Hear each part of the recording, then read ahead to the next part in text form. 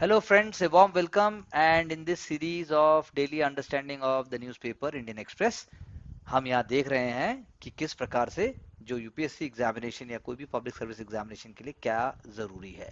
We are focusing upon facts, we are focusing upon analysis, we are also focusing upon आपको सोचना कैसे है।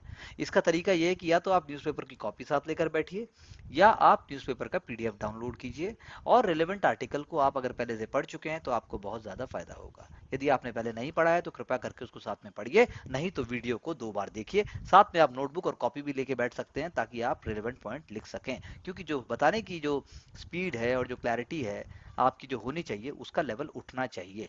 हम स्पून फीडिंग को थोड़ा डिस्करेज ही करते हैं। I hope you people don't mind. Please do like, support and share our channel and also press the bell icon so that you can get notifications as soon as possible. तो पहला ही page के ऊपर जैसे है Punjab unlimited land का, unlimited opportunities का land अपने आप को बता रहा है। सारी स्टेट बताते हैं, सारे स्टेट अपने आप को इन्वेस्टमेंट के लिए प्रमोट करते हैं। इसी दिशा में एक बहुत important topic what is going on is that कि वेदांता एक्सॉन की डील जो है वो गुजरात में आ गई और वो जो है महाराष्ट्र में क्यों नहीं आई। तो ये कौन सी अपॉर्चुनिटी है? ये एक बहुत ही इंपॉर्टेंट सेंटर स्टेट रिलेशंस का मुद्दा है। सेंटर स्टेट फेडरल कोऑपरेशन का एक आइडिया है। कॉम्पिटिटिव फेडरलिज्म है क्या ये कंस्ट्रक्टिव फेडरलिज्म है क्या? ये कौन सा फेडरलिज्म है? ये आपको सोचना पड़ेगा। देखिए, सोचिए, समझिए। अगर लेकिन मैं आपसे बोलूं, सपोज आप पंजाब स्टेट से हैं, you are giving for your next you are going for the interview. आपसे बोलते हैं भाई 5 चीजें बताओ जो आपके स्टेट ने की। 5 चीजें बताओ जो चीफ सेक्रेटरी आप अपने स्टेट के बनते हो तो आप करोगे। तो यहाँ देखो, उन्होंने बोला हमने एंटी करप्शन क्रूसेड किया, हमने एंटी गैंगस्टर टास्क फोर्स बनाई, हमने 20,000 नए जॉब को 9 जॉब दिए, 9,000 हमने रेगुलराइज किए, हमने मार्टर्स की फैमिली को एक्सग्रेटिया इनकम दी, हमने जीरो इलेक्ट्रिसिटी बिल किए, हमने हेल्थ केयर में clinics, basic health care clinics हमने खोले। तो किसी भी सर के सारे प्रोविजंस सोशल सिक्योरिटी नेट से जुड़े हुए हैं क्या? ये सारे के सारे प्रोविजंस आपके कॉन्स्टिट्यूशन के कौन से पहलू से जुड़े हुए हैं? तो हम जब कहते हैं जॉबलेस ग्रोथ हो रही है, हम कह रहे हैं ग्रोथ तो हो रही है लेकिन the marginal section is not benefiting. एक तरफ हम कहते हैं इन्फ्लेशन बहुत हाई है, एक तरफ हम कहते हैं हमें पॉवर्टी भी कम करनी है। तो ये सारे मुद्दे लगातार चलते रहेंगे। फैक्ट के साथ साथ एग्जाम को एनालिसिस भी चाहिए। फैक्ट्स में भी यूपीएससी आपको मेंस के एग्जाम में, you can look for our other videos जिसमें हमने समझने की कोशिश की है, सेम टाइप के क्वेश्चन दे देकर आपको पोक कर देगा और आप दो क्वेश्चंस के बीच में फर्क भी नहीं लगा पाएंगे। इसीलिए raise the bar, raise the focus, raise the level. ये बात बिल्कुल सच है, children will make India number one. तो इसके लिए मैं एक कोड बोलता हूँ जो नीचे मैंने पढ़ा है। A good education system is the foundation of a leading nation. A good education system is the foundation of a leading nation. Simple सा ये कोट है, आप नोट कर लीजिए। ऐसे की शुरुआत में डालिएगा, एथिक्स की केस स्टडी में डालिएगा, इवन जनरल स्टडीज पेपर 1 में यदि कोई क्वेश्चन आता है वहां भी आप इसको सीधा लिख सकते हैं। जैसा मैंने अभी आपसे कहा था कि जो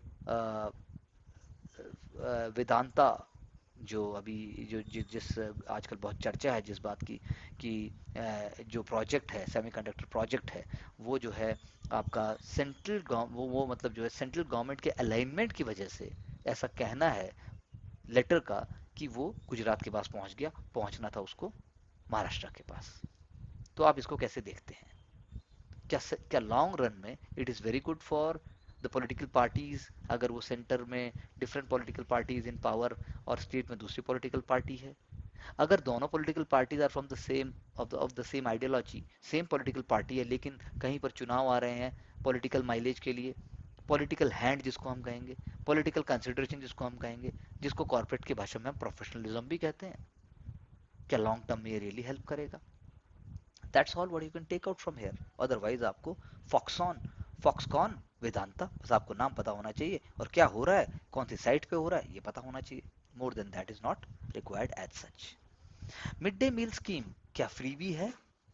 लेकिन Tamil Nadu government says it is their duty, it is their duty. So please link it with fundamental duties, please link it with DPSP. And in DPSP also please look for specific articles which are linked with children, which are linked with helping marginalized section, which are linked with healthcare. चीता पे रोज बात हो रही है, हमारे यहाँ तो add भी बनते थे, चीता भी पीता है, ये एंड सो ऑन। तो चीते भारत पहुंच चुके हैं, लेकिन बात क्या हो रही है, अडेप्टेबल ह्यूमन कॉन्फ्लिक्ट। अडेप्टेशन एक तो उसका, और दूसरा ह्यूमन कॉन्फ्लिक्ट, ये बहुत इंपॉर्टेंट चैलेंज होगा। तो human animal conflict in wild life, इससे ये थीम बन के आती है जनरल स्टडीज पेपर 3 इन्वायरमेंट के लिए। उसके लिए आपको टास्क फोर्स के नाम पता होने चाहिए, चाहे फिर वो वाइल्ड लाइफ प्रोटेक्शन एक्ट है, चाहे फिर वो नेशनल टाइगर कंजर्वेशन अथॉरिटी है, चाहे फिर वो चीता कंजर्वेशन फंड है। मतलब you have to keep on evolving and making short notes of yours so that you can use them at an appropriate time. Inflation यदि बहुत बढ़ता है, बढ़ता जा रहा है, जैसे बढ़ा अभी, it has cross a certain band, तो हमने पहले राइस को बैन किया, हमने फिर वीट को, हमने पहले वीट किया एक्चुअली, फिर राइस हुआ, अब शुगर केन की भी बारी है क्या। पहले ये तीनों की तीनों सरप्लस एग्रो कमोडिटीज थी। सरप्लस एग्रो कमोडिटीज, ये एक फ्रेज हुआ। जनरल स्टडीज इकोनॉमिक्स पेपर 3 में आप ये टर्म आंसर में लिख सकते हैं, अगर आपको ये वोकेबलरी याद होती है। सरप्लस एग्रो कमोडिटीज, ये एक वर्ड पूरी लाइन को सब्स्टिट्यूट कर सकता है। हम बात करेंगे रोजर फेडरर की, प्रिंस चार्मिंग ऑफ टेनिस। लेकिन एथिक्स की केस स्टडी के लिए देखें, अपनी खुद की इंस्पिरेशन के लिए अगर आप देखोगे, क्या रोजर फेडरर यही थे जो दिखाई दे रहे हैं? क्या ये वही हैं? क्या ये वही रोजर फेडरर है जिसका गुस्सा कभी कम नहीं होता था? क्या ये वही रोजर फेडरर जो गुस्से के मारे टेनिस फेंकता था तो कर्टेन फट जाता था? क्या ये वही रोजर फेडरर है जो अपने ओपोनेंट्स को स्वेयर करता था? क्या ये वही रोजर फेडरर है जो कि किस गुस्सा आ जाए, अगर मैच से हार जाए तो रोते नहीं थमता था? क्या ये वही रोजर फेडरर है जिसके पिताजी ने एक बार डिसअपॉइंटेड होकर उनको कोर्ट पर ही छोड़ दिया और अपने आप गाड़ी लेके घर चले गए, और इसके लिए 5 स्विस फ्रैंक्स छोड़ दिए कि ट्राम से अपने आप आएगा? He was shocked and surprised कि ये क्या किया, और फिर he has to mend his ways. क्या ये वही रोजर फेडरर है जिसके first coach unfortunately who passed away very young because of some accident, जिनके ट्रिब्यूट के तौर पे इन्होंने अपने आप को और संभालने की बात की? क्या ये वही रोजर फेडरर हैं जिनकी लाइफ में उनके फ्यूचर वाइफ आने के बाद इनके एंगर इश्यूज को कंप्लीटली कंट्रोल करके ग्रेटनेस की तरफ ले जाया गया? तो ये वही रोजर फेडरर हैं। आप भी अंदर, आपके अंदर भी एक रोजर फेडरर है। अपनी कमियों को हम हाईलाइट ना करें इस तरीके से कि वो हमारे लिए बहुत बड़ी बन जाएं। उनको कंट्रोल कीजिए, उनको एक्नॉलेज कीजिए, उन पर वर्क कीजिए, और उसके बाद उस इमोशन पे काम कीजिए जो आपको ग्रेटनेस की तरफ लेके जाता है। That's how Roger Federer says कि that the game of tennis, I love you and I will never leave you. Roger Federer, ballistic single-handed backhand. So let's learn and admire from such personalities.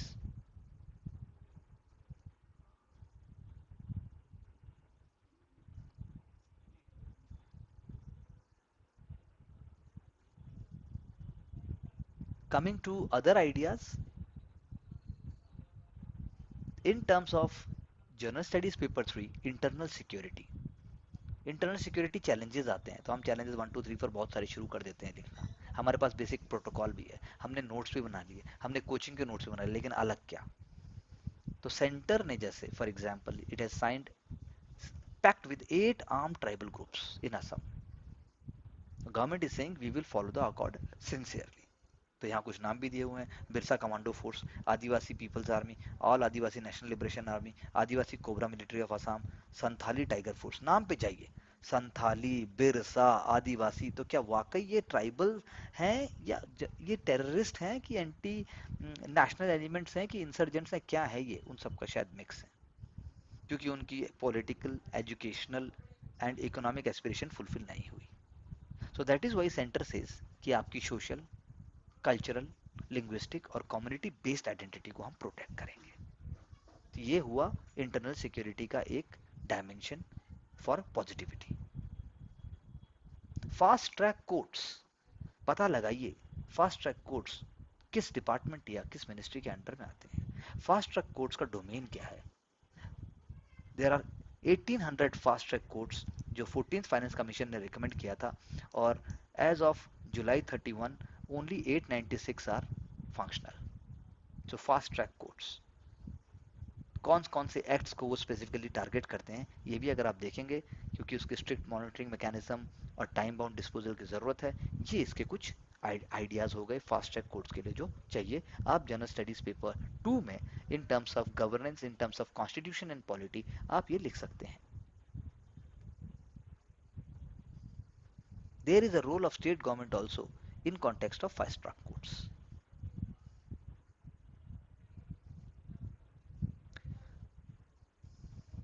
Banking technologies अगर एक key word बोला जाए, so can you please make out certain words in your mind. Banking technologies में आप किन words को लाएंगे? So whole single page advertisement is over here which talks about the the evolution of banking sector with the help of technologies. So I am just, you know, making you aware digital banking products क्या क्या हो सकते हैं। Internet banking हो गई, debit card हो गया, mobile banking हो गई and so on. So please देखिए, समझिए and use it.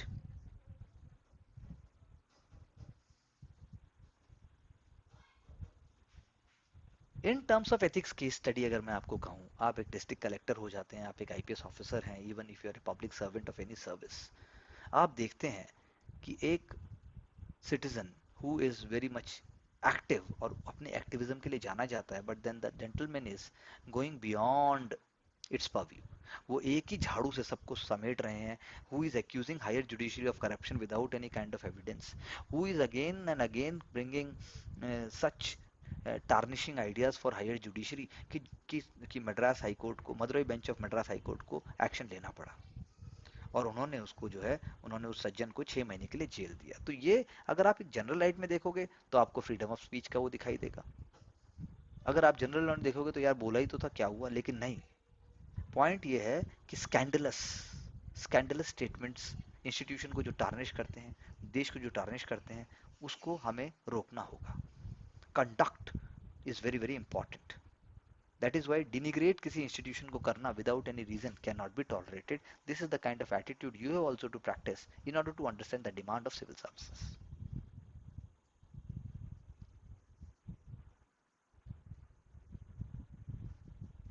Certain political party may say that by 2024, if we come to power, we will give special status for backward states. तो special status अभी current government is not talking about.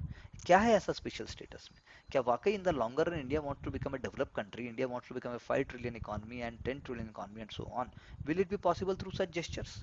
अगर ये backward state मांग करने की demand है कि हमें दिया जाए स्टेटस, तो फिर वो जो आपके एस्पिरेशनल डिस्ट्रिक्ट प्रोग्राम्स हैं या फ्यूचरिस्टिक और लुकिंग प्रोग्राम्स हैं, उनका क्या होगा?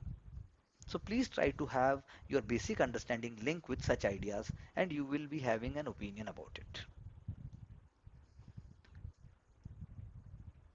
In terms of General Studies Paper 2, Constitution, again a question is there कि why can't economic conditions be basis for a quota? If even after 75 years there are generations who are facing poverty, then why not it can be an affirmative action? That is how the 103rd Amendment Act is exempting. And it is not for backward classes, it is for forward classes. So that means it is a protective umbrella and it is some kind of protection. So EWS quota, it is being argued whether it is valid or not. So you have to learn right vocabulary, जो मैंने अभी आपके साथ use की for General Studies Paper 2. Question prelims में already आ चुका है डोमिसाइल के लिए। in one of the previous years PT questions domicile पर क्वेश्चन आया था कि डोमिसाइल जो है वो कौन देता है। तो ये बात हो रही है झारखंड की, विच इज सेइंग कि that 1932 should be the cut off year to determine the domicile status. और ओनस किस पे आएगा? स्टेट गवर्नमेंट पे आएगा। क्यों? क्योंकि उसको जब तक 9th शेड्यूल में नहीं डाला जाता है, it will not be immune from the judicial action. क्योंकि the 9th schedule of the constitution वो कहता है कि कोई भी सेंट्रल या स्टेट लॉज की जो लिस्ट है वो कोर्ट में चैलेंज नहीं की जा सकती है। लेकिन कोर्ट ने कहा है they can be reviewed if they are violating fundamental rights or the basic structure of the constitution. That is why the Jharkhand government is saying कि भाई सेंट्रल गवर्नमेंट हमें बोले हम तैयार हैं। So it is a contentious issue. Why? Because it is going to help and give favor to the local tribal population जिनको आप मूलवासी या आदिवासी भी कह सकते हैं। It is having more than 30% of the population in it. So it is having a both political angle and otherwise also.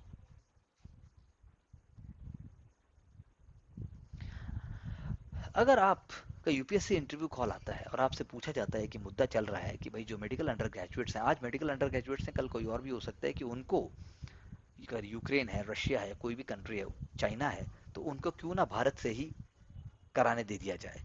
तो भारत सरकार का क्या कहना है, पूरी मदद करेंगे, सारा सपोर्ट एफ करेंगे, लेकिन प्रोएक्टिव मेजर्स भी हम देंगे, लेकिन we can not work outside the scope of the National Medical Commission Act 2019, and also we cannot breach the ideas of Indian Medical Council Act of 1956. तो कितना ये लागू होता है बाकी, आई शुड से, बाकी इंस्टीट्यूशंस और बाकी बॉडीज के ऊपर भी। That is why under all circumstances an administrative element always have to take a balance, एक बैलेंस स्टेप लेना पड़ता है। You cannot just go completely out of the way and do something to break the setup of an institution.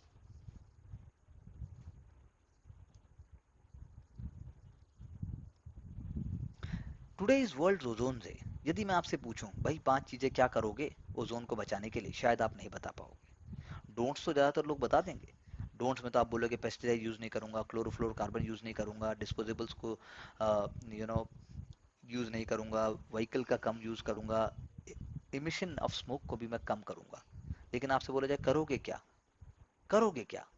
तो eco friendly vehicles you can use, AC leakage और fridge की और AC की आप रोकोगे, स्प्रे पेंट का use मैं कम करूंगा, ई डिस्पोजेबल का वेस्ट प्रॉपर करूंगा, कॉटन मेड मैट्रेसेस यूज करेंगे instead of foam. So they are around us, but are we aware of them? You can use such ideas in essay and also in ethics. So take a note of it. Make a note and revise it after a week.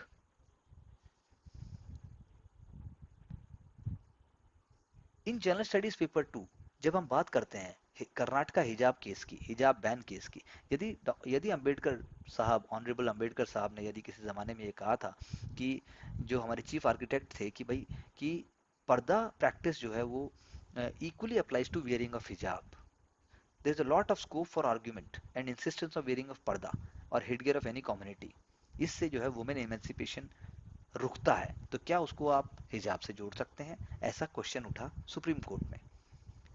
Then the supreme court is saying कि use आपने कर दिया high court ने, ठीक है, लेकिन high court का ये एंगल नहीं था, this was not the angle, this was said by doctor Ambedkar, जज ओनली कोटेड इट। सो जब आर्ग्यूमेंट ये आती है कि जजमेंट जो है वो कॉन्स्टिट्यूशनल वैल्यूज और कॉन्स्टिट्यूशन मोरालिटी को ब्रेक कर रही है, जब आप सिख को अलाउ कर सकते हैं टर्बन पहनने के लिए, तो हमें हिजाब क्यों नहीं कर सकते? Then the court is saying the constitution is a living organism. So बात को समझिए, बात को समझिए कि how arguments are put up and what is you know the idea which is being debated in a democratic country in the judicial atmosphere. अगर कोई आपसे ये बोलता है कि हिजाब जो है एक पर्सन का कल्चर ट्रेडिशन है, तो क्या मुझे अपना कल्चर ट्रेडिशन फॉलो करना चाहिए और मैं जो हूँ कॉलेज के गेट पे ही रुक जाऊं, वहां मेरा कल्चर ट्रेडिशन बंद हो जाएगा? तो यहाँ कोई चीज सही कोई गलत नहीं, लेकिन अगर स्कूल का कोई ड्रेस कोड है तो वो ड्रेस कोड फॉलो होना चाहिए, और obviously in a broader sense. That is what is being debated and that is how even the questions are being demanding, जो यू जनरल स्टडीज पेपर 2 और बाकी सब्जेक्ट्स के भी क्वेश्चंस हैं।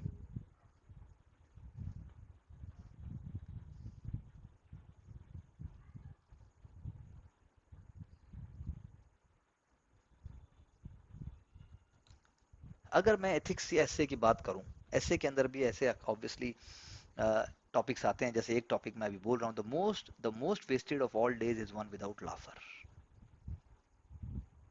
The most wasted of all days one without, जिस दिन आप हंसे नहीं वो दिन वेस्ट हो गया। अब आप सोचिए इस पे आपको ऐसे लिखना है, ये एथिक्स के अंदर ही, एथिक्स में ये स्टेटमेंट आ जाता है, तो आप इसको कैसे जस्टिफाई करेंगे? कितना ट्रबलिंग है प्रेशर सिचुएशन में मोस्ट लाइट चीजों को हैंडल करना, बिकॉज दे इरिटेट अस। तो अभी हम बात करेंगे इससे जुड़ी हुई एक, कि अगर ऐसा हो जाए कि एक ऐसा रोबोट बनाया जाए जो लाफिंग रोबोट हो, तो यानी आप कहना चाहते हैं कि आर्टिफिशियल इंटेलिजेंस के अंदर ऐसे नुएंसेस डाले जाएं जो कि ह्यूमन इम्पैथी को भी इम्बाइब कर लें, इससे वो ज्यादा ह्यूमन हो जाएंगे। तो मेरा क्वेश्चन ये है, क्या इम्पैथी प्रोग्राम हो सकती है? लाफर जो है, लाफ्टर, वो curious, most curious human response है। हम लाफ करते हैं if we are at a very sad position. If we are at a very sad position, suppose that someone's passing away, we remember that person by smiling and laughing a little bit along with sadness about the warmth of the person who is no more with us. हम चकल करते हैं, हम giggle करते हैं। फिर एक cruel लाफर भी होता है। क्रूअल लाफर जब हम किसी पे हंसते हैं, किसी के दुख पे हंसते हैं, किसी के कष्ट पे हंसते हैं, किसी को बुली करते हैं, तो क्या आपको लगता है मशीन जो है वो कॉपी कर देगी साउंड को? क्या वो फीलिंग को भी समझ पाएगी? ऐसा क्वेश्चन प्रीलिम्स में एक बार ऑलरेडी आ चुका है, when it was being asked कि आर्टिफिशियल इंटेलिजेंस से जो है मोरल स्टोरीज भी बन सकती हैं। There was the PT question. So that is why machine सब कुछ कर लेगी, लेकिन मशीन जो है ह्यूमन क्रूअलिटीज को ना ले, मशीन ह्यूमन क्रूअलिटीज को अपने साथ इम्बाइब ना करे, because that will be very disastrous.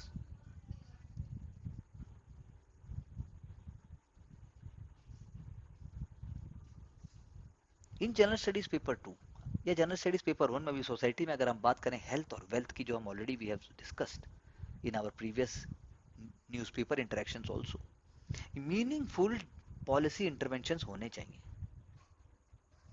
Ayushman Bharat programme, centre ने बहुत इंपॉर्टेंट स्टेप्स लिए हैं और वो सक्सीड भी हो रहा है। जो ओओपीई है, आउट ऑफ पॉकेट एक्सपेंडिचर, वो जो है आप कह सकते हैं कि वो कम हो रहा है। और इवन जो people are spending more than the government on the health care as a percentage of GDP.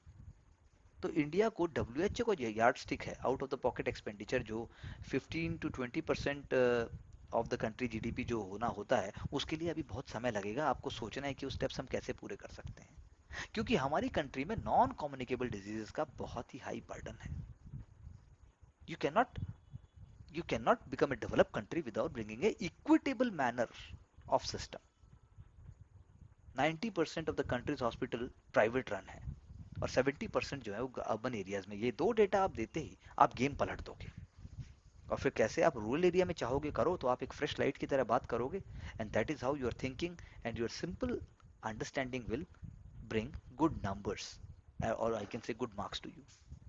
नीति आयोग ने बोला है कि 30% हमारी पॉपुलेशन के पास फाइनेंशियल प्रोटेक्शन हेल्थ के लिए है ही नहीं। 50% आयुष्मान भारत, 20% प्राइवेट, बाकी 30% है ही नहीं। So the missing middle segment is to be covered. So these are key elements for general studies paper 2 and 3 also. In terms of international relations, in general studies paper 2 and also in ethics, and if you want to go for Indian foreign service also, civilizational diplomacy आपने एक word कहीं लिखा, समझ के लिखा। Question is not that कि बड़े बड़े जार्गन मार रहे हैं, क्वेश्चन ये है कि आप समझ के क्या लिख सकते हैं। तो सिविलाइजेशनल डिप्लोमेसी का मतलब क्या हुआ कि in spite of being pressurised, in spite of being nudged by Western powers, US, European Union, and so on, India asserted its independent foreign policy in the case of Ukraine. So यहाँ पर example दिया गया Chinese public का। Chinese public opinion really respected India stand. So India ने अपनी strategic autonomy को assert किया। Today is the time of social media, there are different opinions which are being created. इस केस में India को positive response दिया गया। Complex geopolitical game में इंडिया को पॉजिटिव रिस्पांस मिला, यानी कि ग्लोबल साउथ के अंदर इंडिया एक इमर्जिंग लीडर हुआ। यानी कि लॉन्गर रन के अंदर इंटरनेशनल अरेंजमेंट ऑफ पावर में इंडिया को हाई लेवल मिल सकता है। यानी कि India gave a signal to China also that it will not compromise on national interests. यानी कि Russia and China, India sees them as a great power, but it is not a weak. India is also not weak to prioritize itself. So ये आपने 5-6 point बनाए और आपका एक analytical mindset ready हुआ। इन general studies paper 3 and also in economics optional, अगर मैं बात करूं कि आरबीआई जो है कैसा स्टैंड उठाए अपनी करेंसी के केस में, क्योंकि ये बहुत इंपॉर्टेंट मुद्दा चल रहा है। सो अगर हम चर्चा करते हैं, then legally speaking RBI is having the mandate to target an inflation rate, लेकिन जो ग्लोबल इकोनॉमिक एनवायरनमेंट है वो आरबीआई के कंट्रोल में नहीं है। तो सेंट्रल बैंक एक्सचेंज रेट को भी टारगेट कर रहा है, और इसीलिए जो है अपनी करेंसी को डिफेंड भी कर रहे हैं। तो प्राइमरी ऑब्जेक्टिव होना चाहिए सिर्फ इन्फ्लेशन को टारगेट करना, करेंसी को मैनेज करना नहीं। ये एक मुद्दा उठता है जो मैंने आपसे कहा। तो आपके हिसाब से लाइन कहाँ ड्रॉ होती है, यानी कि कितने स्केल का इंटरवेंशन होना चाहिए, कहाँ पर डिफेंड होना चाहिए। Indian foreign reserves they are at a very high level, लेकिन धीरे धीरे वो हल्के से कम हुए। तो डिक्लाइन किस कॉस्ट पे हुआ? डिक्लाइन हुआ क्योंकि रीवैल्यूएशन हुआ हमारे उसका। मान लो यूरो वीक हो रहा है डॉलर के अगेंस्ट में, पोर्टफोलियो डाइवर्सिफिकेशन हो रहा है, तो इस केस में अगर हम बैलेंस नहीं ला पाएंगे तो हमारा फॉरेक्स थोड़ा सा डिक्लाइन हुआ, तो प्रेशर आया रुपए के ऊपर डिप्रिशिएट होने के लिए। प्रेशर आएगा, क्यों प्रेशर आया? क्योंकि डॉलर स्ट्रेंथन हो रहा है। डॉलर इंडेक्स, डॉलर इंडेक्स में जो एक मतलब कि dollar index is an index, it is a good question for prelims also. जो स्ट्रेंथ देखता है six currencies of a basket, one is आपका euro, yen, pound, Canadian dollar, Swedish corona and Swiss franc, the dollar index, तो उसमें high हुआ। तो currencies of emerging market economies वो भी गिरी। यूएस फेडरल रिजर्व अपने आप को एग्रेसिवली टाइट करता जा रहा है, रिसेंट इन्फ्लेशन डेटा बोल ही रहा है कि वो रिवर्स नहीं करेगा।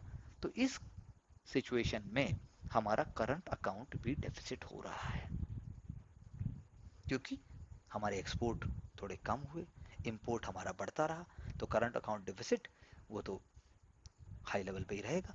तो इन सिनेरियो में आरबीआई को किस हद तक करेंसी को रोक के रखना चाहिए रिजर्व्स के बहाने, ये एक सिंपल से सोचने वाली बात है। So RBI should be defending the currency at all और नॉट, ये ऑप्शनल में जरूर पूछा जा सकता है, जीएस में तो भारी नहीं, लेकिन जिस तरह के क्वेश्चंस प्रीलिम्स में आते भी हैं उनमें इस टाइप के डायरेक्ट डिबेट नहीं आते, लेकिन ऑब्जेक्टिव डिबेट्स आने लगे हैं। सो the question is that it is linked with macro economics, यानी कि ऐसा नहीं हो सकता कि आपकी एक इंडिपेंडेंट मॉनेटरी पॉलिसी होगी, फ्री फ्लो ऑफ कैपिटल भी हो जाएगा, लेकिन फिक्स एक्सचेंज रेट होगा। हमें चूज करना पड़ेगा कि रुपए का डिफेंस करना है कि नहीं करना है, ट्रू लेवल ऑफ करेंसी क्या है, मार्केट के हिसाब से देखना है, ना कि उसको सुपरफिशियली मैनेज करना है।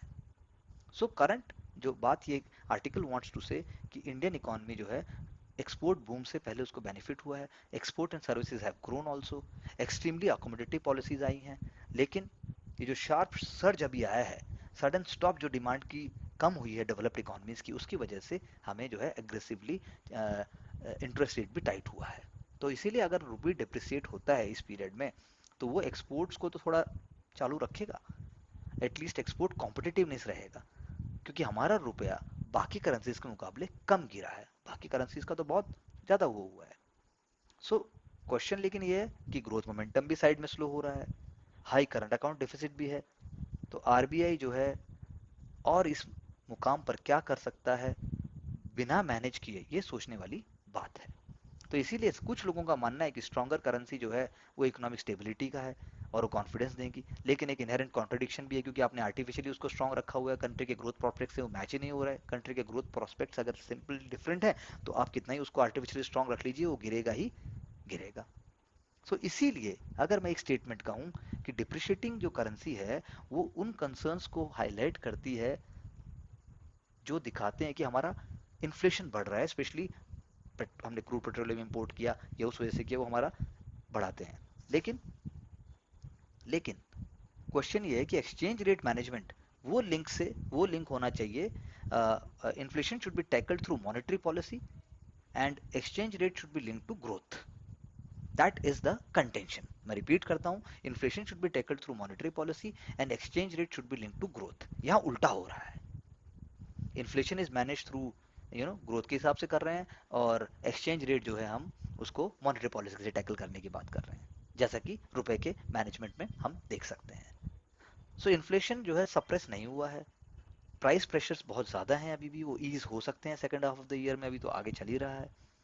इन्फ्लेशन जब नीचे जाएगा तो सेंट्रल बैंक जो है और चेंजेस रेलेवेंट जो रियल रेट्स जो लेके आने चाहिए वो आएंगे आएंगे। So the question is that what is the role of the government in that context. Political economy का भी एक रोल आता है, आरबीआई का भी एक रोल आता है, और वो तीनों को मिलकर एक बैलेंस करके चलना पड़ता है।